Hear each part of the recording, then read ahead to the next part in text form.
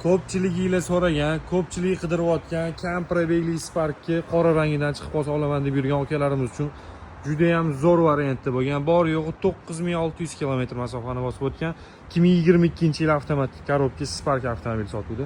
Mashinaning holati o'ta ideal holatda, olib haydashingiz uchun tayyor. Mana bunaqa chiroyli diskalar taqib qo'yilgan, ko'rsangiz bo'ladi. To'rtta yaxshi balonlarda, oldilariga LED lampochkalar taqib qo'yilgan.